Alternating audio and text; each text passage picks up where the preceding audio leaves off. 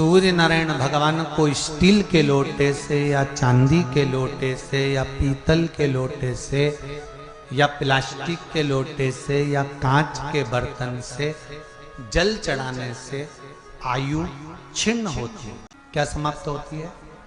आयु। और सूर्य नारायण भगवान को अगर तांबे के लोटे से जल दिया जाता है तो आयु की वृद्धि होती है, और दिन भर में अगर कोई काम अटकने वाला है तो वो काम का रास्ता खुल जाता है और शरीर की बीमारी समाप्त हो जाती है। शरीर की बीमारी समाप्त हो जाती है। 2 तारीख को नूतन संवत्सर प्रारंभ हो रहा है, नया वर्ष प्रारंभ हो रहा है। 2 तारीख नया संवत्सर नया वर्ष प्रारंभ हो रहा है। एक नियम बना लो कि हमारे शरीर को, क्योंकि दिन भर हम दुकान पे बैठे रहते हैं, नौकरी में लगे रहते हैं, सर्विस में लगे रहते हैं। अगर मुंबई, पूना, चेन्नई, मद्रास आदि अधिक बड़ी बड़ी सिटियों में लोग रहते हैं तो उनको ऑफिस जाना पड़ता है। सवेरे से जल्दी उठते हैं, काम करते हैं, दिन भर ऑफिस में लगे रहते हैं। व्यापार करने वाला व्यक्ति व्यापार करता रहता है, नौकरी करने वाला व्यक्ति नौकरी करता रहता है, धंधा करने वाला व्यक्ति धंधा करता रहता है, ठेला चलाने वाला, गाड़ी चलाने वाला गाड़ी चलाता रहता है। घर की माताओं को एक नियम नए संवत्सर से चालू कर देना चाहिए। क्या नियम? क्योंकि जान है तो जहान है। बोलो सही है कि गलत है? शरीर में रोग आ गया, बीमारी आ गई और तुमने 5 लाख रुपए महीना भी कमाया, मान लो, एक सरल भाषा में समझ लो, 5 लाख रुपए महीना तुम कमा रहे हो, 4 लाख रुपए महीना तुम कमा रहे हो, और शरीर में बीमारी आ गई। अब वो 5 लाख रुपए तुम्हारे कमाए हुए किसी काम के हैं क्या? हॉस्पिटल में जाओगे, दवाई में, गोली में, जांचों में वो समाप्त होते चले जाएगा। तुमने कमाया किसके लिए था? अपने बच्चों के लिए। मेहनत किसके लिए करी? अपने बच्चों के लिए। परिश्रम किसके लिए करा? आगे बढ़ने के लिए। और मालूम पड़ा कि तुम बीमार पड़ गए, जितना तुमने कमा कर जोड़ा था वो सब तुम्हारी बीमारी में लग गया। तो ऐसा कमाना कोई फायदे का है क्या? कमाओ, दिल से कमाओ, जितनी तुम्हारी कैपेसिटी है उससे दुगना कमाओ, पर उसके साथ एक काम चालू करो कि तुम अंतिम क्षण तक, जब मौत तुम्हारे दरवाजे पर आए, तुम्हारी उम्र जब पूरी हो, तब तक भी तुम बीमार नहीं पड़ो। उसके लिए एक काम चालू कर दो कि नए साल से हमें तांबे के लोटे में पानी भरना है, सिर से 8 इंच ऊपर रखना है, सूर्य को अर्घ देना है, और जो पानी नीचे गिरेगा उस पानी में से सूर्य का दर्शन करना है। वो पानी जब हमारे शरीर के इस हृदय रेखा के सम्मुख से, इस कपाल रेखा के बीच में से, मध्य से उस पानी की धार जब सूर्य की किरण देगा तो हमारे शरीर में कोई बड़ी बीमारी, ना कैंसर, ना लीवर, ना किडनी, कोई अटैक पटैक आ ही नहीं सकती। मेरा बच्चों से भी निवेदन है कि आप अपने पापा से कहो, आप अपनी मम्मी से कहो, और बड़ों से निवेदन है वो अपने बच्चों से कहो। बुजुर्ग माताओं से निवेदन है, अगर आप अपने बच्चों को सुखी देखना चाहती हो, बीमारी में पैसा नहीं लगाना चाहती, आप अपने बच्चों को अंत समय अपनी आंखों से उसको तड़पता हुआ नहीं मरना देखना चाहती, तो सूर्य को अर्घ देना चालू कर दो। क्योंकि सूर्य की किरण जल के साथ जब इस शरीर पर पड़ती है तो शरीर में कोई बीमारी टिक ही नहीं सकती। ये श्रीमद् शिव महापुराण की कथा कह रही है। ये ज्योतिष शास्त्र कहता है, रंग शास्त्र कहता है। हमारे जितने ज्योतिष शास्त्र हैं, रंग शास्त्र हैं, नग बताते हैं, मोती बताते हैं, नीलम बताते हैं, पन्ना बताते हैं, ये सब क्या पहनाते हैं? रंग का क्यों पहनाते हैं? क्योंकि रंग का इफेक्ट इस शरीर पर पड़ता है। कपड़े कौन से कलर के पहन रहा है उसका इफेक्ट इस शरीर पर पड़ता है। उसी तरह 8 इंच ऊपर मस्तिष्क से तुम्हारा हाथ होना चाहिए, तांबे के कलश में जल होना चाहिए, और सूर्य को देखकर उस जल की धार में सूर्य को जल दीजिए। जिंदगी में बीमारी तुमको नहीं घेर सकती, और बीमार हो भी गए हो तो 15-20 दिन करके देखने में कुछ नहीं जाता। बाद में मत करना, श्योर वाला हमारा झूठ बोल रहा होगा, उसमें क्या दिक्कत? क्यों कह रहे हैं, क्यों बोल रहे हैं इतने? उसका एक कारण है, आज के समय में लोग 80 साल और 90 साल के होकर नहीं जा रहे भाई। आज के समय में लोग अटैक आता है, बीमारी आती है, कैंसर हो गया, शुगर हो गई, बीपी हो गया, 60, 70, 75, 55, 40 में लोगों के प्राण छूट जा रहे हैं।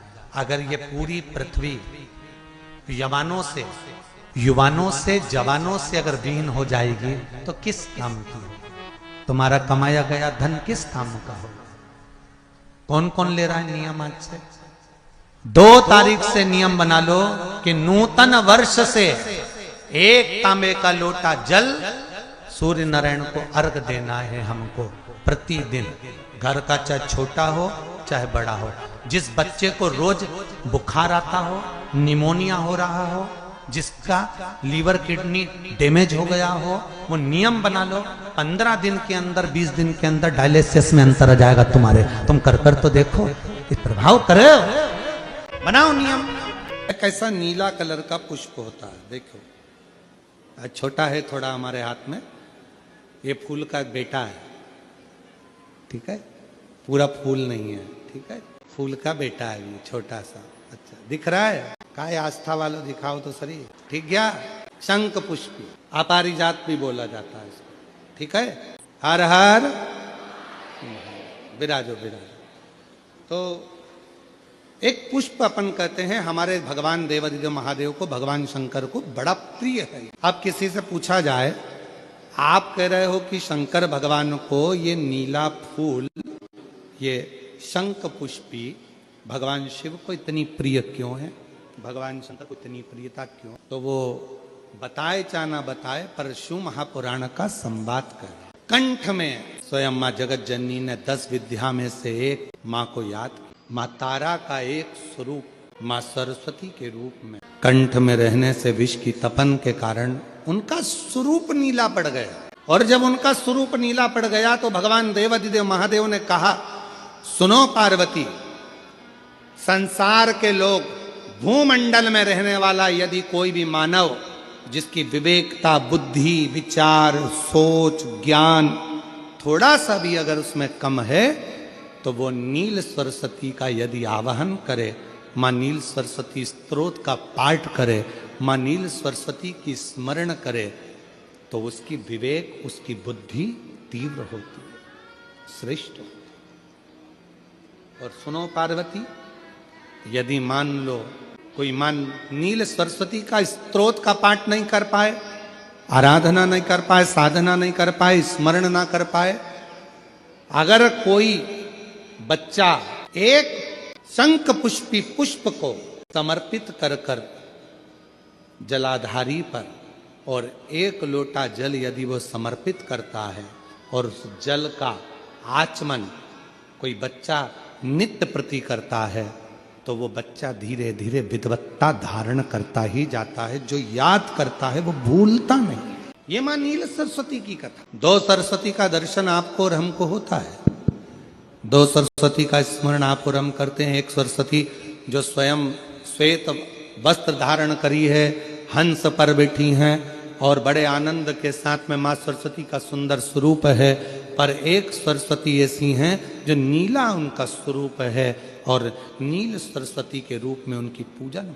जैसे कोई बच्चे ऐसे होते हैं कि जन्म लेने के बाद में उनकी राल टपकती रहती है, विद्वान नहीं हो पाते, पलंग पर पड़े रहते हैं, पांव हाथ काम नहीं करते हैं और डॉक्टरों का इलाज चलता रहता है पर वो रिटर्न नहीं आ रहा है। बच्चों की मुख से राल टपकती रहती है, विद्वत्ता नहीं रहती, माइंड थोड़ा सा कमजोर होता है और शरीर भी उनका थोड़ा शिथिल रहता है। कई लोग कह देते हैं कि ये बच्चा थोड़ा जल्दी जन्म ले लिया इसलिए ऐसा हो गया, प्रीमेच्योर हो गया, ऐसा हो गया, वैसा हो गया। दवाइयाँ भी चलती हैं, इलाज भी चलता है, पर उसका कोई लाभ नहीं मिल पाता और वो बच्चा पलंग पर पड़ा रहता है, राल टपकती रहती है, बुद्धि काम नहीं करती।